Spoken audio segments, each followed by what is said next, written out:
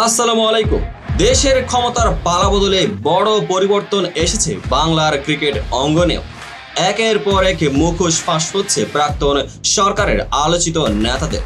এবার ছাড় পেলেন না মাশরাফি বিন মুর্তজা। মাশরাফির উপস্থিতিতে অস্ত্র দেখিয়ে আমাকে হুমকি দেওয়া হয়, সরাসরি জানালেন সরওয়ার। মাশরাফির ক্ষমতায়নের সকল কুকীর্তি ফাঁস করলেন সিলেট স্ট্রাইকার্স দলটির সাবেক এই চেয়ারম্যান। বাংলাদেশ প্রিমিয়ার লিগের দল সিলেট স্ট্রাইকার্সের মালিকানা ইস্যুতে হঠাৎ তোলপাড় দেশের ক্রীড়াঙ্গন। ফ্র্যাঞ্চাইজিটির মালিকানা জোরপূর্বক দখলের অভিযোগে জাতীয় দলের সাবেক অধিনায়ক মাশরাফি বিন মুর্তজার বিরুদ্ধে মামলা দায়ের করেছেন দলটির সাবেক চেয়ারম্যান সরওয়ার চৌধুরী। এরই মধ্যে এক বিবৃতিতে অভিযোগ উড়িয়ে দিয়েছে সিলেট কর্তৃপক্ষ। এবার ফেসবুকে দীর্ঘ এক পোস্টে নিজের অবস্থান পরিষ্কার করলেন সেই সরওয়ার। সেই সঙ্গে শীঘ্রই প্রেস কনফারেন্সের মাধ্যমে সবকিছুই বিস্তারিত জানানোর ঘোষণা দিলেন তিনি। আজ নিজের ভেরিফাইড ফেসবুক অ্যাকাউন্টে এক পোস্টের মাধ্যমে প্রথম মৌসুমের সিলেটের ফাইনাল খেলা নিয়ে তিনি বলেন, আপনারা অনেকেই হয়তো আমাকে চিনবেন সিলেট স্ট্রাইকার্স এর মাধ্যমে। 2023 বিপিএল এ সিলেট স্ট্রাইকার্স নিজেদের প্রথম সিজনে ফাইনাল খেলে রানার্স আপ হয়। মাঠের সফলতা ছিল অসাধারণ, কিন্তু আমার কাছে ব্যক্তিগতভাবে সবচেয়ে বড় অর্জন ছিল আমাদের দেশি খেলোয়াড়দের চমৎকার পারফরমেন্স। দ্বিতীয় মৌসুমে অপ্রত্যাশিত বাঁধার মুখোমুখি হওয়ার অভিযোগ তুলেন সরওয়ার চৌধুরী। তিনি বলেন, মাঠে খেলা ভালোই হয়েছিল, তাই না? সফল একটা সিজন গড়েছিলাম আমরা। সেই সিজনে আমি ছিলাম দলের চেয়ারম্যান। স্বপ্ন বড় হচ্ছিল, স্বপ্ন ছিল বাংলাদেশ ক্রিকেটের জন্য। কিন্তু 2024 সালের বিপিএল এর আগে হঠাৎ করে এক অপ্রত্যাশিত বাঁধার মুখোমুখি হয়। মাঠের সফলতার সত্ত্বেও আমি পরের সিজনে দলের সাথে থাকতে পারিনি, তারা আমাকে থাকতে দেয় নাই এবং সিলেট 7 দলের মধ্যে 6 নম্বর পজিশনের থেকেই বিপিএলটা শেষ করে। আর সিলেট যে আগের সিজনের মতো উজ্জীবিত ছিল না এমনটা দর্শকরাই মনে করেছেন এবং প্রফেশনালিজমের অভাব নিয়েও প্রশ্ন তুলেছিলেন। মাশরাফির সাথে পরিচয়ের সূত্রপাত নিয়ে সরওয়ার চৌধুরী বলেন, আমি মূলত আমেরিকায় ব্যবসা করি। এছাড়াও আমি নিউ ইয়র্ক ভিত্তিক এনওয়াইসি বিপিএল এর সহ প্রতিষ্ঠাতা এবং দীর্ঘ 5 বছর এই প্রতিষ্ঠানের সভাপতি হিসেবে দায়িত্ব পালন করেছি এবং নিউ ইয়র্ক ভিত্তিক বাংলাদেশ ক্রিকেট লিগে আমার হেলাল বিন ইউসুফের সাথে পরিচয় এবং তার মাধ্যমে আমার মাশরাফি বিন মুর্তজার সাথে পরিচয় হয়। হ্যাঁ, মাশরাফি বিন মুর্তজা বাংলাদেশ দলের আমার অন্যতম প্রিয় একজন প্লেয়ার ছিলেন। আর সেই প্রিয় প্লেয়ার যখন নিজেই আমাকে বিপিএল এ দলে নেওয়ার আহ্বান করলেন, তখন আমি স্বাচ্ছন্দ্যে বিশ্বাসের সাথে তা গ্রহণ করলাম।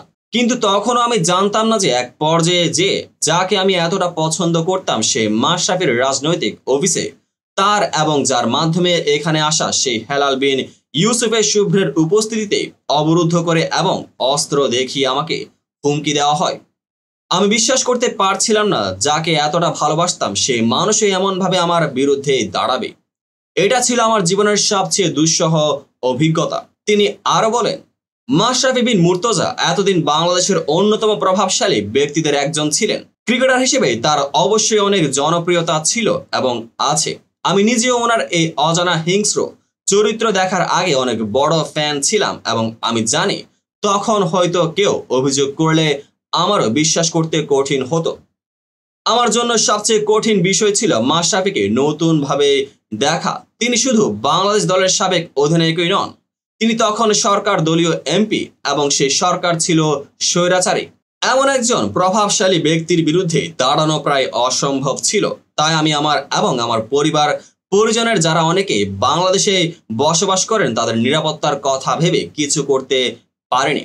এতদিন পর আইনি লড়াইয়ে নামার ব্যাখ্যা দিয়ে তিনি বলেন, বিশেষ করে আমাকে যখন অবরুদ্ধ করে হুমকি দেওয়া হলো এবং সে সময় সরকারের প্রভাবশালী কারো বিরোধিতা করলে গুম হওয়া খুব অবাস্তব আশঙ্কা ছিল না, তাই হুমকি আমাকে সিরিয়াস ভাবে নিতে হয়েছে। কিন্তু এখন সময় বদলেছে। ছাত্রদের নেতৃত্বে ছাত্র জনতার গণ আন্দোলনের সফলতার পর দেশ নতুন আলোর দিকে এগিয়ে যাচ্ছে। এখন আমি ন্যায় বিচার পাবার ব্যাপারে আশাবাদী। আমি বিশ্বাস করি বাংলাদেশ ক্রিকেট এবং বাংলাদেশ একদিন সমস্ত বাধা অতিক্রম করবে। জীবনের হুমকি একবার সামনে আসার পর স্বাভাবিকভাবে নিরাপত্তার চিন্তা রয়ে যায়, কিন্তু মহান আল্লাহর উপর ভরসা রেখে আমি আইনি লড়াইয়ে নেমেছি এবং লড়াই চালিয়ে যাব।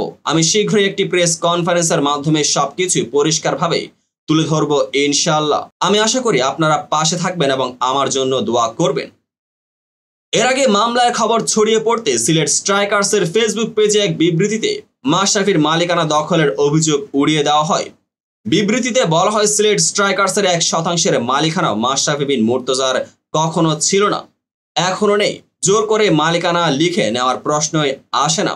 ফ্র্যাঞ্চাইজির মালিকানা যে কাগজপত্র বিসিবির কাছে আছে সেখানেও মাশরাফির নাম ছিল না। তো বন্ধুরা, মাশরাফির এই বিষয়টি নিয়ে আপনাদের কার কেমন মন্তব্য অবশ্যই কমেন্ট বক্সে জানাতে ভুলবেন না। দেখা হবে পরবর্তী আপডেটেড ভিডিওতে।